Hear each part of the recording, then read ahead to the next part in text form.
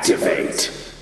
Hello there Robot Wars fans, and welcome to the second week review of the Robot Wars reboot. If you guys watched last week's video, you'll already know how the format for this works, so let's kick off by meeting the robots that competed in this week's challenges. And first out the gates, for the first of the Eliminator battles for Heat 2, we have the 103kg Disc Constructor, a grade 5 titanium box on two wheels with a front-mounted 20kg spinner running at 2,500 revs per minute. The machine is capable of 15 miles an hour, unfortunately not the best drivers in the competition. And next we have Shockwave, a tornado-style pushing, scooping box thing, 110 kilograms, capable of 20 miles an hour. Uses fairground ride motors and 4 go-kart wheels. It's powered by electric batteries.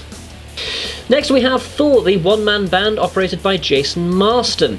105 kilograms with aluminium and wear-resistant steel, is capable of 30 miles an hour. Fantastic speeds of this machine. They competed in Series 6 and 7 with different machines with much less success than this.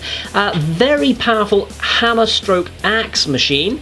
Was looking forward to seeing what these guys were capable of. And lastly we have Tough as Nails, the Series 7 semi-finalists. This time in at 107 kilograms, capable of 10 miles an hour. We unfortunately didn't get to see a great deal of these guys due to the exposed gas canisters being vulnerable to axes, so Thor was able to get an easy win against these guys. We also didn't get to see the full crushing potential of the pincers this time round. And to the second round we have MR Speed Squared, a 110kg machine. They had to take the underside armour off due to them coming overweight. It is the only 360-degree full body spinner in the competition. Capable of a measly 8 miles an hour, so it was trundling about quite a bit. These guys competed in Series 5 through to 7 with Trouble and Strife and Revenge of Trouble and Strife. Next we have cannon fodder in the form of Chimera, a full body axe drum made out of an old gas canister. Only weighs in at 72 kilograms, exposed wheels, only capable of 6 miles an hour. Frankly, this kind of got what was coming to it.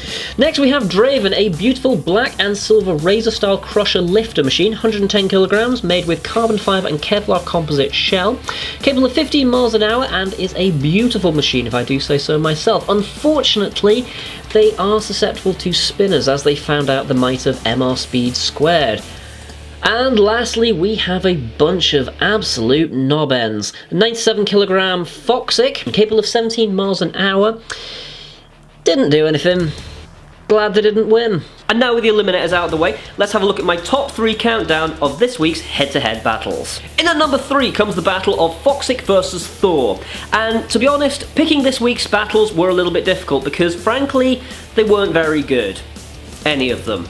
Not only did we see the worst battle possibly in Robot Wars history since Dominator 2 versus Hypnodisc, but just not a lot really happened this week. The Foxic team were jerks, and it was really nice to see them get beaten. I was there. Nothing really interesting happened apart from that. It's just gave me a good feeling inside. And Twitter, apparently. Number 2, Shockwave versus Thor. So Shockwave decided to get rid of their original scoop in favour of some kind of sewage pipe glued to the front. And they said it was dead tough, and this occupies the number 2 spot because we actually got to see some damage happen this time. Thor's axe was pretty good at chipping away bits of that scoop at the front, in bits and pieces, admittedly, but still, you know, it's the most destruction we kind of saw this week, unfortunately. Shockwave was pushing them out all over the place, but, you know, Thor was hammering away, and we even got a really awkward post-battle analysis by Dr. Lucy Rogers, who it looks like she was caught on the way to the Portaloo and didn't really know what to say. And number 1 this week comes in at Thor versus MR Speed Squared. During the eliminators, this is probably the closest that MR Speed Squared came to actually living up to its full potential. There was a fair few good strikes on Thor, knocking them about the arena, but Thor is a very powerful and determined machine, and they were on their case almost constantly. It was good also to see the arena hazards come into play, the flipper taking, well, flight. Hey. And this week's final was Thor versus Shockwave.